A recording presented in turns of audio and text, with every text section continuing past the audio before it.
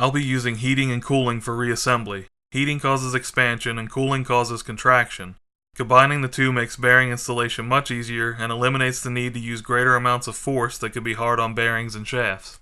It was in the 20s and 30s in my garage at the time, so I just left the parts that needed to be cooled out there. Normally you would want to place any parts that need to be cooled in a freezer overnight or for at least a couple of hours.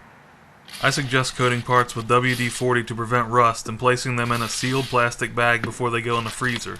You should gather any parts that need to be cooled and put them in the freezer together to speed up the process. This will include all bearings other than the primary drive shaft bearing. The primary drive shaft should also be chilled.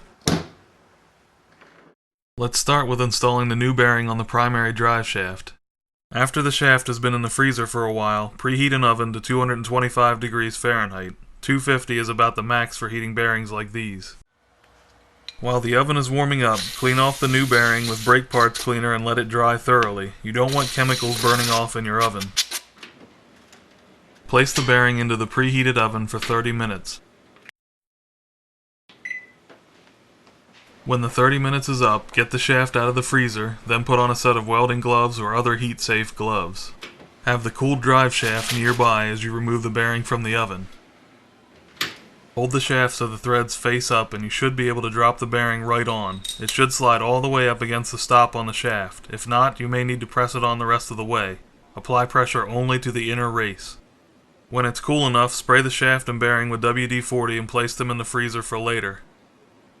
Preheat the oven to 250 to 300 degrees Fahrenheit and make sure the small half of the gearbox is clean and dry. Once the oven is up to temperature, put the gearbox half in for 30 minutes. When the 30 minutes is up, grab the 3 bearings that fit in this case half out of the freezer. They should be two 6201s and the sealed 6004 2RS. Put on your gloves and take the case half out of the oven. Drop the cold bearings in one by one, as straight as you can. Apply pressure and try to get them seated.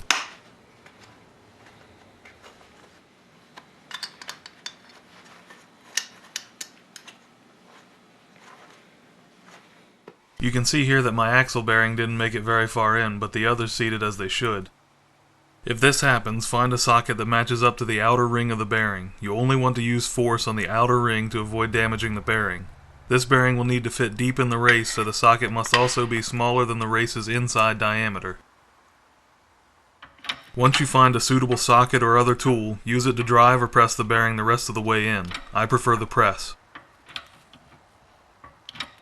The 2 open bearings should end up flush with the case, and the axle bearing should sit all the way in. Now we can move on to the larger side of the case. Before I started, I found sockets that matched up to the outer ring of each bearing.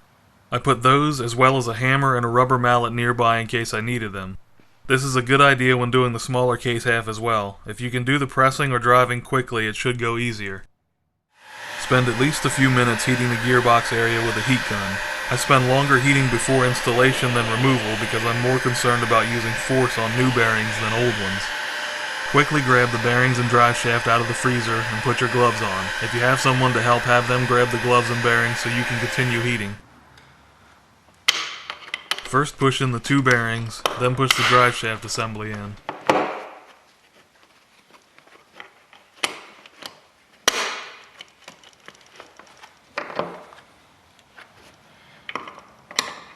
They should all seat so the bearings are level with the case. If not, use sockets and a hammer to drive in the bearings. Use a rubber mallet or large socket if the shaft bearing isn't seated.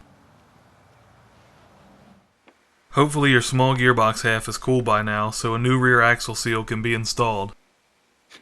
You'll need either a seal driver or a socket that matches up to the seal, and a hammer. Apply a little grease to the inside of the seal, then insert it into the race flat side down as shown.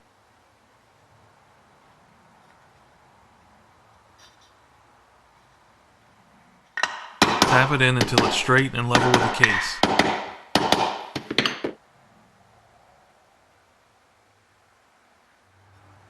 Find the new drive shaft seal and grease it as you did with the last one. Slide the seal onto the shaft with a flat side out, being careful not to fold the inside lip of the seal over. Get it started into the case by hand if you can.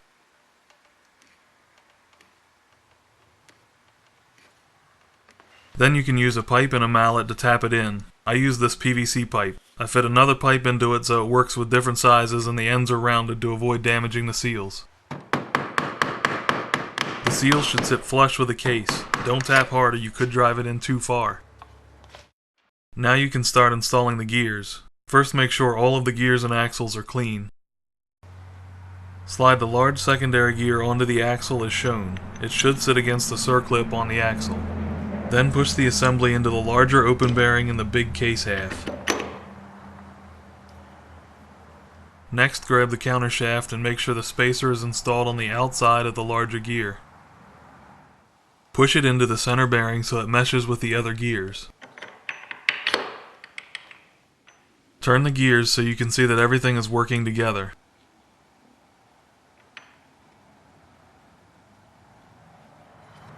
Clean and dry the mating surfaces of both case halves. Clean the two dowel pins and install them in the locations shown.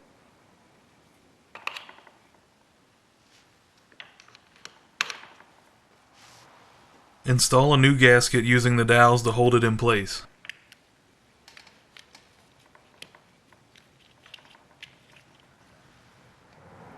Slide the other part of the gearbox on, all the way up against the gasket.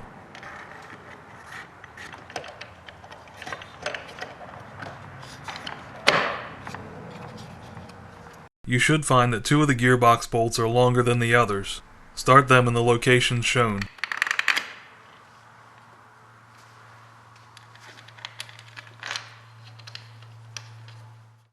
Start the rest of the gearbox bolts and get them all just snug against the case.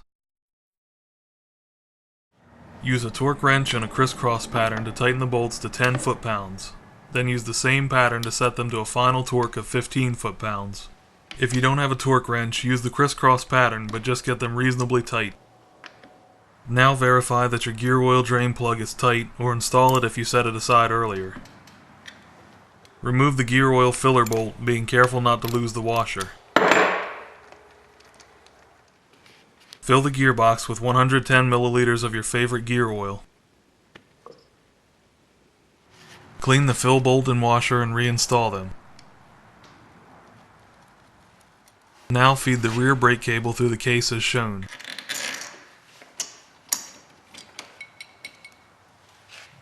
Insert the cylindrical piece into the brake lever.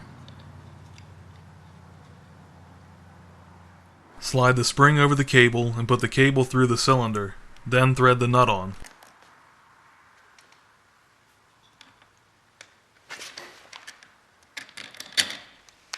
Don't thread the nut on far, just a few turns. Next, clean the brake shoes with brake parts cleaner and it's time to install them. The flat joint goes against the bottom cam and the hole will go around the pin at the top. I fold the assembly to relieve spring tension and get one side on both pins. Then I get the second half on the bottom pin and fold and push it so it snaps on the rest of the way. Make sure they're secure and move with the lever. Slide the wheel on and start the nut, then tighten it. You'll need an impact wrench or to adjust the brake so it holds the wheel still while you use a wrench or ratchet.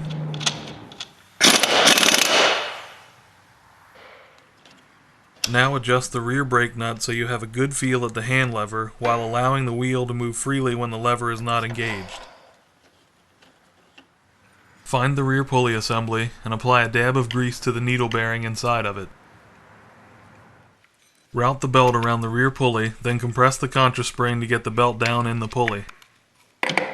Once you've got enough slack, slide the pulley onto the drive shaft.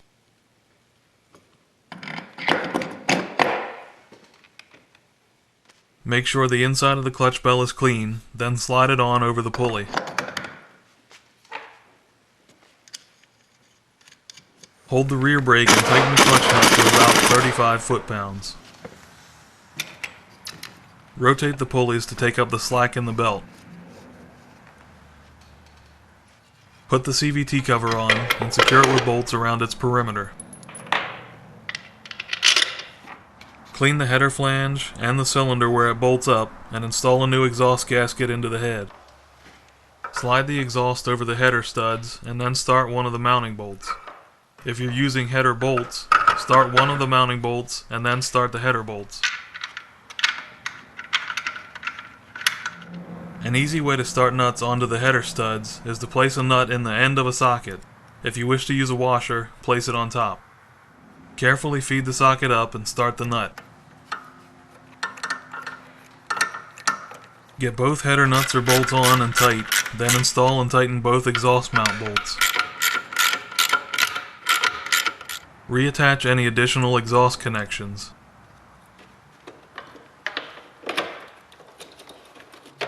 Take a look around for leaks or loose ends, and then you should be ready to call this job done.